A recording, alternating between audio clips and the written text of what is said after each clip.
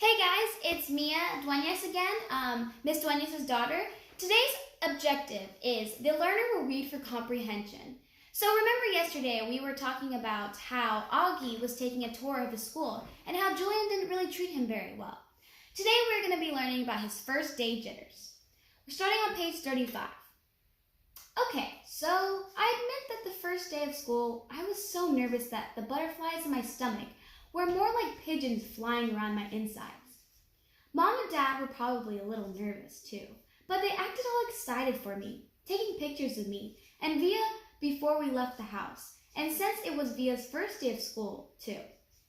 Up until a few days ago, before, we still weren't sure I would be going to school at all. After my tour of the school, Mom and Dad had reversed sides on whether I should go or not. Mom was now the one saying I shouldn't go, and Dad was saying I should.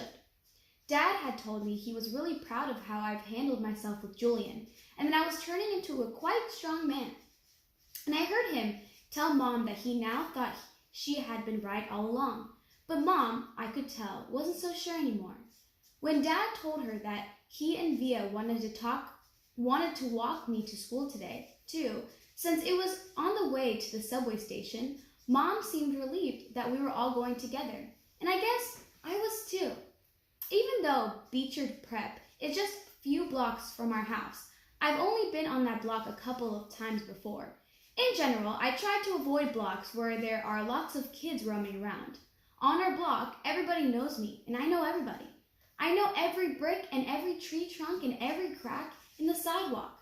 I know Mrs. Grimaldi, the lady who's always sitting by her window, and the old guy who walks up and down the street whistling like a bird. I know the deli on the corner where Mom gets our bagels, and the waitresses at the coffee shop who all call me Honey and give me lollipops whenever they see me. I love my neighborhood of the North River Heights, which is why it was so strange to be walking down these blocks feeling like it was all new to me suddenly. Amesfort Avenue, a street I've been down a million times. I looked totally different for some reason. Full of people I never saw before, waiting for buses, pushing strollers. We crossed Amesfort and turned up Heights Place. Via walked next to me like she usually does, and Mom and Dad were behind us. As soon as we turned the corner, we saw all the kids in front of the school, hundreds of them talking to each other in little groups, laughing or standing with their parents who were talking with other parents. Well, I kept my head way down. Everybody's just as nervous as you are, said Via in my ear. Just remember that this is everyone's first day of school, okay? Mr. Tushman was greeting students and parents in front of the school entrance. I have to admit, so far, nothing bad had happened. I didn't catch anyone staring or even noticing me. Only once did I look up to see some girls looking my way and whispering with their hands cupped over their mouths. But they looked away when they saw me notice them. We reached the front of the entrance. Okay, so this is it, big boy, said Dad, putting his hands on top of my shoulders. Have a great day. I love you, said Via, giving me a big kiss and hug. You too, I said. I love you, Augie, said Dad, hugging me. Bye. Then Mom hugged me, but I could tell she was about to cry, which would have totally embarrassed me. So I gave her a fast, hard hug, turned, and disappeared into the school. All right, so the next chapter is called Locks. It's the last chapter we'll be reading today. On page 37, we're starting. I went straight to room 301 on the third floor.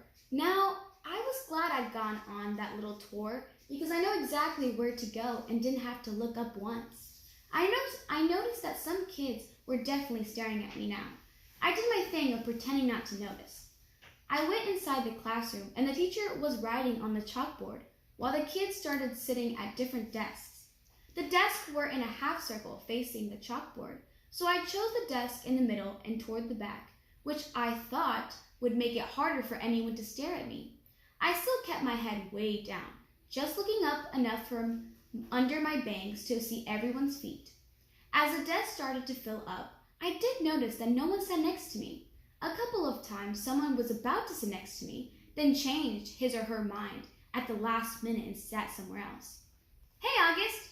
It was Charlotte, giving me a little wave as she sat down at a desk in front of the class. Why anyone would ever choose to sit way up front of the class, I don't know. "Hey," I said, nodding hello. Then I noticed Julian was sitting a few seats away from her, talking to some other kids. I know he saw me, but he didn't say hello. Suddenly, someone was sitting down next to me. It was Jack Will. Jack. "What's up?" he said, nodding at me. "Hey, Jack," I answered, waving my hand, which I immediately wish I hadn't done because it felt kind of uncool. "Okay, kids, okay, everybody, settle down," said the teacher, now facing us. She had written her name, Miss Petosa, on the chalkboard.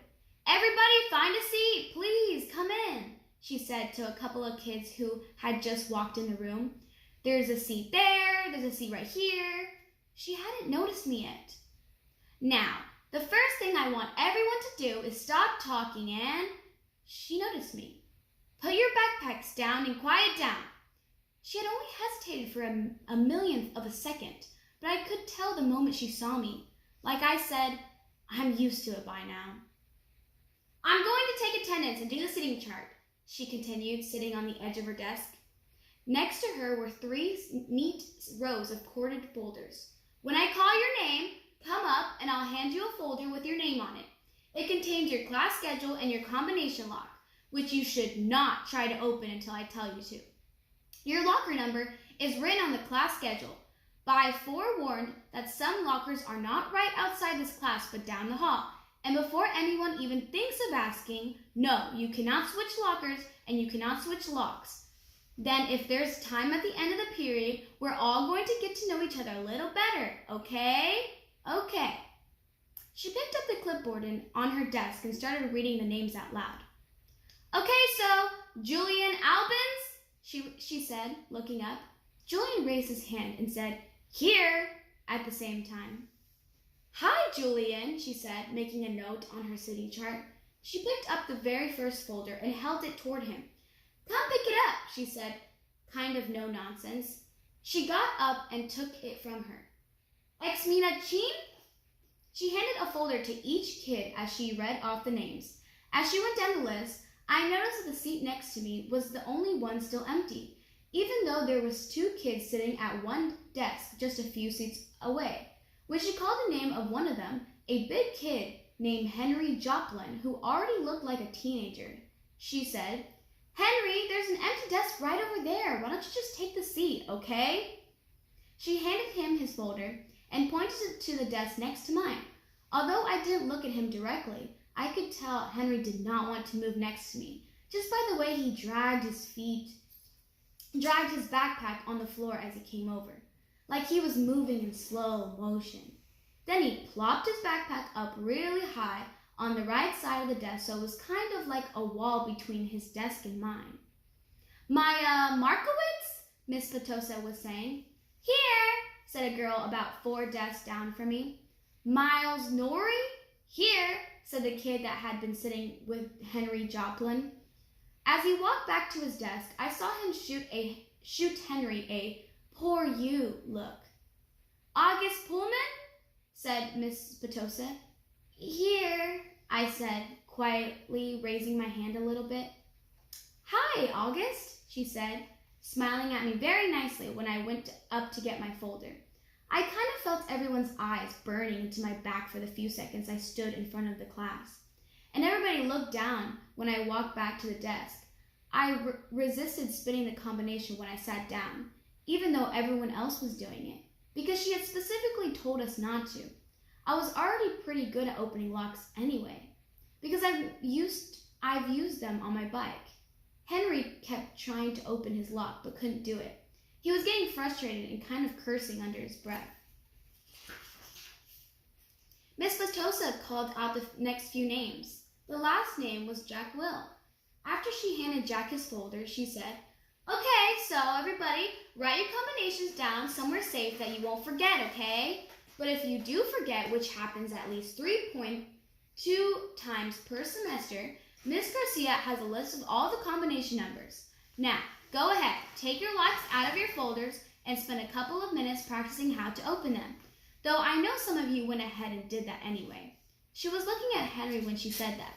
And in the meanwhile, I'll tell you guys a little something about myself. And then you guys can tell me a little something about yours. And we'll get to know each other. Sound good? Good.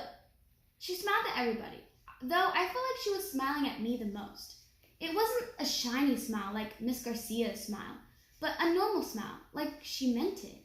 She looked very different from what I thought teachers were going to look like. I guess I thought she looked like Miss Fowl from Jimmy Neutron, an old lady with a big bun on top of her head. But in fact, she looked exactly like Mon Mothma from Star Wars episode. A haircut kind of like a boy's, and a big white shirt, kind of like a tunic. She turned around and started writing on the chalkboard. Henry still couldn't get his lock open, and he was getting more and more frustrated every time someone else popped one open. He got really annoyed when I was able to open mine on the first try. The funny thing is, if he hadn't put the backpack between us, I most definitely would have offered to help him. Well, that's it for today, guys. Remember that this video will be on Class Dojo, and our objective is right here. Thank you for listening.